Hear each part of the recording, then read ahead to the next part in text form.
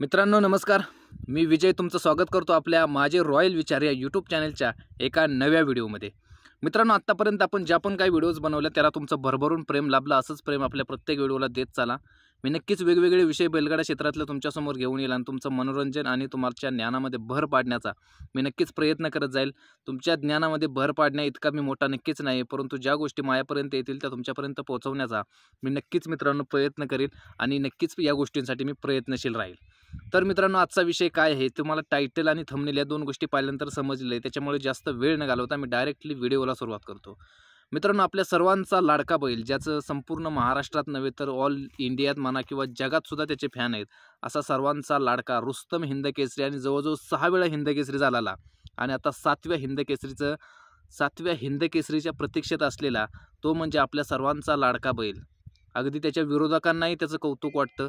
तो जर मैदानावरती नसेल तर मैदानच आहे असं अनेकांना वाटत नाही.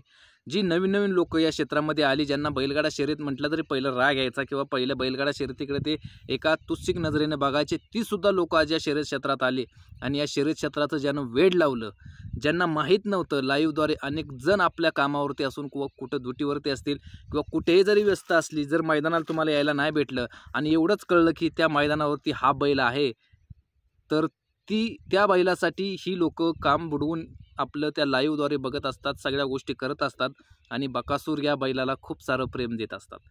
मित्रांनो हाच तो बैल ज्यानं 6 वेळा महाराष्ट्रामध्ये आपल्या हिंदकेसरी होण्याचा मान पटकावला आणि तो आता 7व्या हिंदकेसरीसाठी, म्हणजे एकदा 7 हिंदकेसरी झाली म्हणजे तो सप्त हिंदकेसरी म्हणून त्या बैलाला इथून पुढे कायम ओळख राहील. तो म्हणजे आपल्या सर्वांचा लाडका बैल, सर्वांचा आवडता बैल आणि एक वेगळ्याच ठेवणीचा महादेवाचा नंदी म्हणून ज्याला आपण सगळेच त्याच्याकडे बघतो, तो आपला सर्वांचा लाडका सरपंच म्हणजेच बकासूर.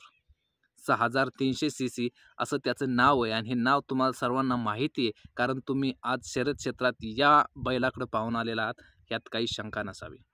जे कोणी नवीन या नादात लागले, नादात हे झाले, त्याच्याच ठेवणीचे बैल, साध्या स्वरूपामध्ये बैल, जास्त वशिंड या गोष्टींकडे कुठं न बघता साधे बैलसुद्धा खूप चांगल्या पद्धतीने पळतात, इतकं लोकांना माहिती झालं ते ह्या फक्त आणि फक्त बकासूर बैलाच्या कृपेमुळं. मित्रांनो आता माझी फक्त एकच विनंती, कारण आपण या चॅनल चालू करून आपल्याला बरेच दिवस झाले, मी बऱ्याच वेळेला बकासूरबद्दल बऱ्याच गोष्टी तुमच्यापर्यंत मांडल्या. मी डायरेक्टली ऑन द स्पॉट ह्या गोष्टी बोलायचो, त्यावेळी मला अनेक वेळा मला अनेक जणांकडून बऱ्याच गोष्टी ऐकायला मिळाल्या किंवा मला सांगितलं की बकासूरवरती जास्त बोलत जाऊ नको, बाकीची सुद्धा बैल आहेत त्यांच्यावर सुद्धा बोल, अमकं कर तमकं कर, तुझ्यामुळे जास्त लोक यांच्यामध्ये असं एकाच बैलावर फोकस होतोय, असं मला आमच्याच क्षेत्रातले म्हणजे यूट्यूब क्षेत्रातल्याच काही लोकांकडून सांगण्यात आलं. परंतु मी ह्या लोकांना कधीच, म्हणजे जर मी चुकीचं करत नाही तर मी कोणाच्या बापाला सुद्धा घाबरत नाही. हा माझा पहिल्यापासून स्वभाव आहे. ज्या दिवशी मी चुकीचं करेल त्या दिवशी मी यूट्यूब क्षेत्र सोडून, म्हणजे हा विषय मी सोडून देईल. ज्या दिवशी मला असं वाटेल की मी काहीतरी चुकीचं केले, जर मी चुकीचं करत नसेल, एका बैलाबद्दल बोलणं म्हणजे मला तो आवडतो बैल, प्रश्न संपला, विषय संपला इथंच. मला आवडतो याचा अर्थ, मी जरी यूट्यूबवरून बऱ्याच व्हिडिओच्या माध्यमातून मी अनेक गोष्टी सांगत असेल तरीही ज्या बैलाचे आपण फॅन्स आहोत, ज्या बैलाला आपण म्हणजे खूप ओळखतो, ज्या बैलावरती आपण प्रेम करतो, त्याचं आपण गुणगान गाणं ह्यात काही चुकीचं नाही आणि हे मी करतो. त्याच्यामुळे बाकी कोणाला काय वाटणं न वाटणं हा त्याचा प्रश्न. मला अनेकदा सांगण्यात आलं तरी मी आजपर्यंत या बैलाची अशीच बाजू भक्कमपणे मांडत राहिलो. तो जिंकला तर मी तो जिंकण्याची त्याची एकूणच रसद, माझ्या जी काय बुद्धी कौशल्याला वाटेल ते सांगतो. तो जरी हारला तरी काही लोकांनी वेगवेगळ्या, आता काही लोक असं म्हणतात की हारल्यावरती कारणं सांगणं चुकीचं असतं. मुळात ती कारणं नसतात मित्रांनो, त्याच्या त्रुटी असतात आणि ह्या लोकांपर्यंत त्याचे जे फॅन्स फॉलोवर त्यांना ते आवडतं. मला अजून एकही असा फॅन्स फॉलोवर असं म्हटला नाही की दादा तू चुकीचं करतोय, हे असं आम्हाला आवडत नाही. त्यांना ते आवडतं कारण ते रिअल असतं आणि ज्या गोष्टी घडलेल्या असतात तेच मी तुम्हाला सांगत असतो. बाकी कोणीतरी काहीतरी उनी वेगळ्या गोष्टी मांडण्यापेक्षा किंवा काहीतरी वेगळं शिवराळ भाषेत बोलण्यापेक्षा आपली जी व्यवस्थित स्वच्छ भाषा आहे त्या भाषेमध्ये मी तुम्हाला सांगत असतो. आणि त्याच्यामुळे त्या बैलाचं आमचं असं आहे की बैल जिंकू नाही तर हारू. आज जरी त्याचा मालक जरी मोहिल शेठ धुमाळ नावाची एक व्यक्ती असली तरी त्याचे फॅन्स हे त्याचे मालकच आहेत, हे त्यांना कधीही मान्य करावं लागेल. भले त्यांच्यावरती हक्क नसेल, म्हणजे जो काय मालकी हक्क नसेल, परंतु जो काय प्रेमाचा हक्क आहे, प्रेम कोणीही कोणावरही करू शकतं. त्याच्यामुळं त्या बैलावरती तितकाच हक्क असल्यामुळं या गोष्टी बोलल्या जातात. आम्हाला त्याची चर्चा करणं आम्हाला सगळ्यात महत्त्वाचं वाटतं.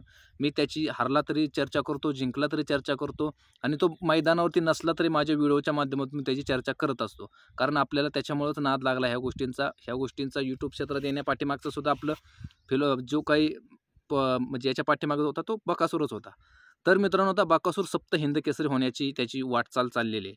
पुढच्या महिन्यात 8 तारखेला जे मैदान आहे पुसेगावचं, सगळ्यात मोठं महाराष्ट्रातलं गाजलेलं तुफान प्रेक्षकांनी उधाडून भरलेलं पेडगाव, त्याच्यानंतर पुसेगावचं मैदान. हे पुसेगावचं मैदान हे मित्रांनो हिंद केसरी असतं आणि या हिंद केसरी मैदानासाठी अनेक बैल मालक बैल आपल्या जीवाचं रान करत असतात.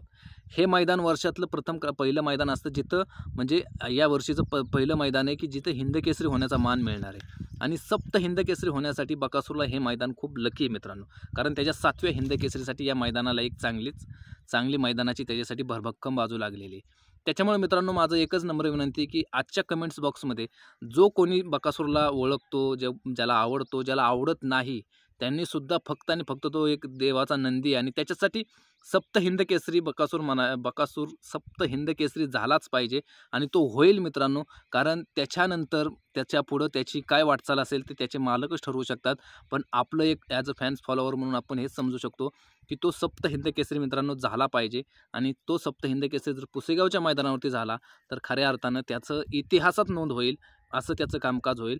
मित्रांनो जर तुम्ही त्याचे नक्कीच समर्थक असाल आणि विरोधक जरी असाल तरी तुम्ही एकदा प्लीज त्याच्यासाठी, माझ्यासाठी नाही, मी तुम्हाला सांगणार नाही की माझ्यासाठी करा, माझ्यासाठी तुम्ही करू शकत नाही कारण मी कोण आहे, परंतु त्याच्यासाठी तुम्हाला एक त्या सप्त हिंद केसरी बकासूर असं लिहून आपल्या कमेंट्स बॉक्समध्ये आपल्याला ताकद दाखवून द्या.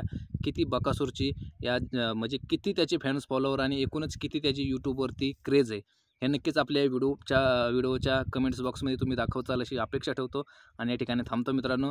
जय हिंद, जय महाराष्ट्र.